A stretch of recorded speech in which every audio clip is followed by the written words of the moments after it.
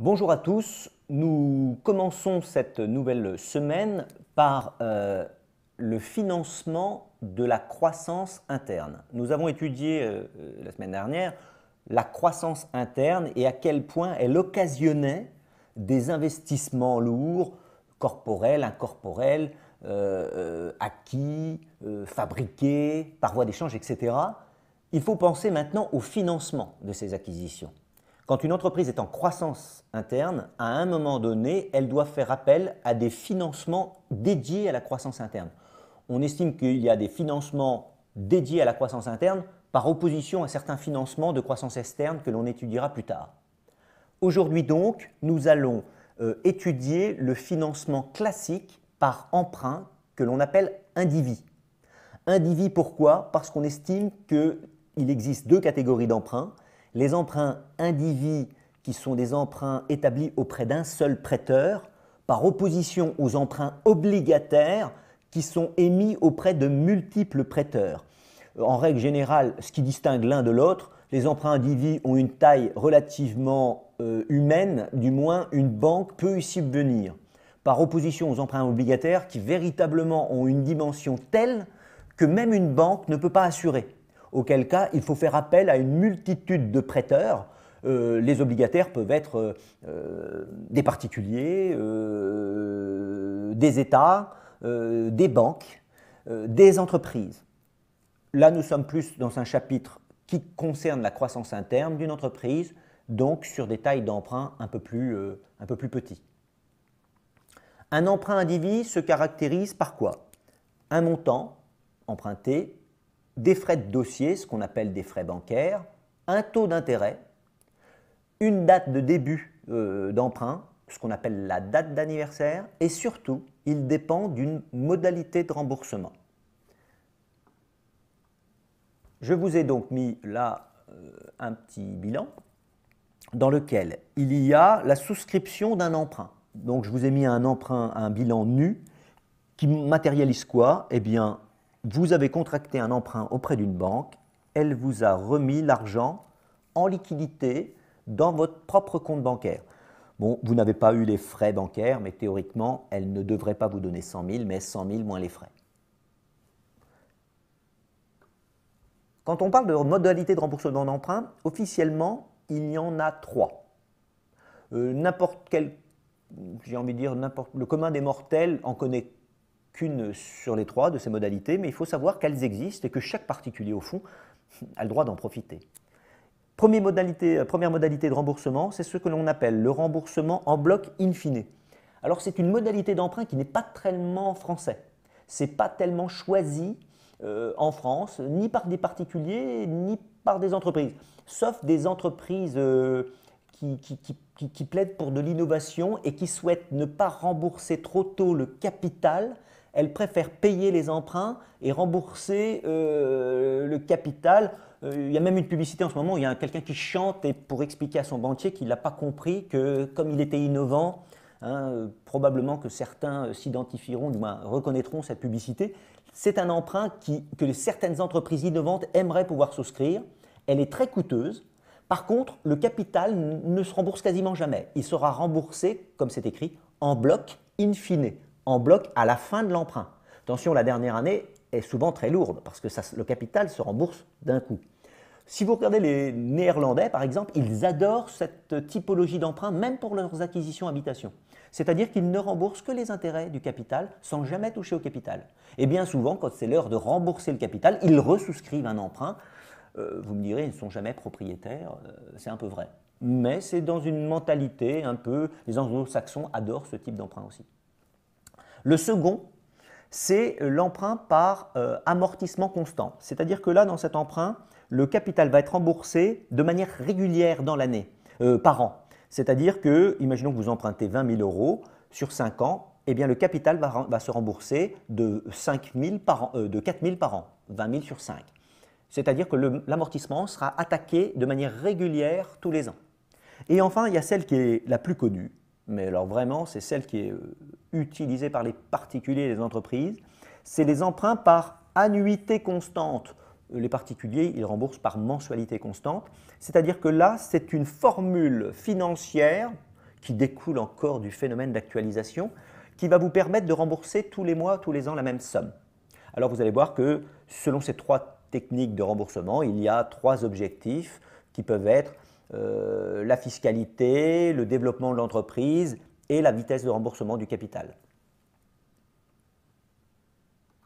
Premier exemple donc, notre emprunt.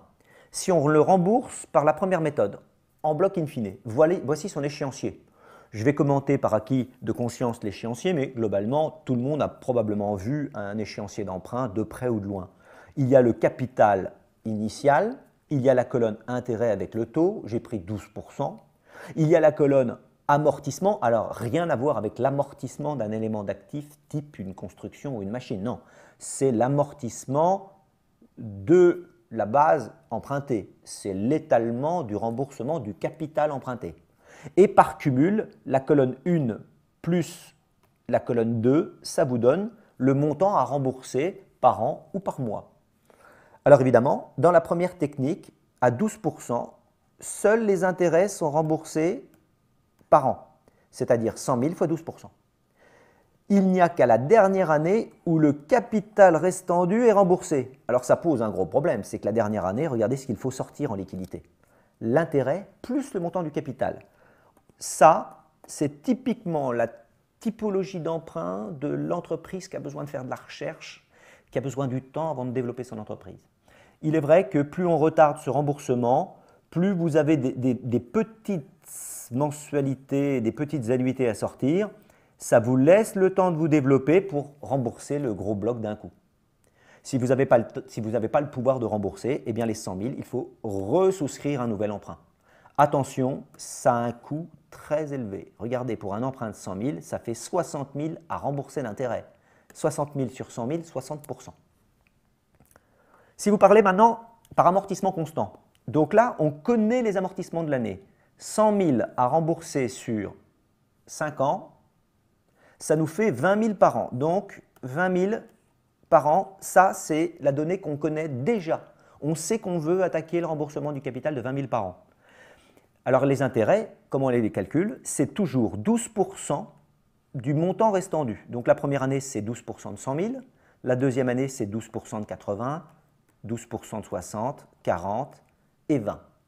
Ce qui fait que, regardez le coût de l'emprunt, il est nettement moins élevé. 36 rapporté à 100 000, vous avez du 36%. Et vous allez le voir, c'est un amortissement, c'est un remboursement d'emprunt qui est assez peu proposé aux particuliers alors que c'est le plus économique. Pourquoi? Parce que regardez les premières annuités par rapport aux dernières. La première annuité est lourde, il faut pouvoir l'encaisser. Et bien souvent, les particuliers n'arrivent pas à encaisser les premières. Vous savez qu'il y a la règle maintenant du tiers d'endettement sur salaire et les banques vont vous bloquer, vont vous retoquer votre dossier à cause de ça. Par contre, en termes de charge d'intérêt, c'est vraiment la plus économique. La dernière enfin, celle qui découle, qui est la plus utilisée, c'est l'annuité ou l'amortissement constant. Alors là, c'est différent. On prend le montant emprunté, on prend le taux d'intérêt et on va lui appliquer une règle d'actualisation. Pourquoi? Toujours pareil, le but étant de trouver une annuité à payer chaque année. Or, vous le savez, cette annuité remboursée chaque année n'a pas la même valeur selon la date à laquelle elle est payée. Pourtant, la somme de ces annuités doit faire 100 000 actualisée à 12%. Eh bien, on tombe sur une formule mathématique qui nous sort l'annuité qui sera remboursée tous les ans de la même somme ou la mensualité. C'est un calcul financier classique qui découle directement de notre valeur d'actualisation. Évidemment, comment ça se passe? Là, c'est différent. On connaît déjà la somme de l'annuité à rembourser. Évidemment, on connaît l'intérêt. On sait que c'est toujours 12% de la valeur empruntée. Conclusion, l'annuité de 27 740 moins l'intérêt de 12 000. Par différence, vous retombez sur la valeur amortie. Donc la colonne d'amortissement, c'est la différence entre l'annuité calculée et l'intérêt de la même année. Évidemment, l'amortissement va se déduire des 100 000 pour l'année d'après, ce qui va nous donner le tableau suivant. Regardez, après les 15 740, on tombe sur 84 260. Ici, c'est toujours la même annuité, toujours. Ce qui fait que 84 260 fois 12% moins l'annuité, ça nous donne notre nouvel amortissement. Et ainsi de suite, jusqu'à ce que notre dernier montant à amortir soit à l'identique du dernier amortissement.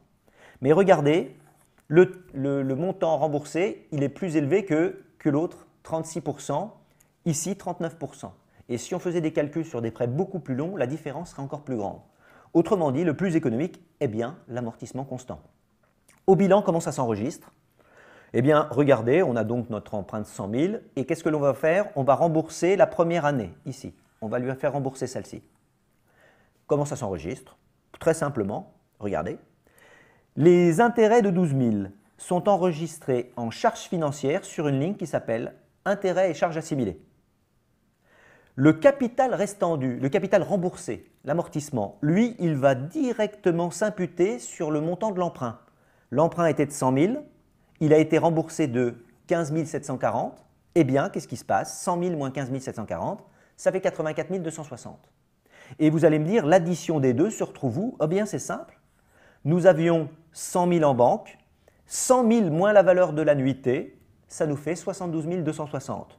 Si vous regardez bien, notre charge financière nous donne une perte. Cette perte rentre au passif du bilan.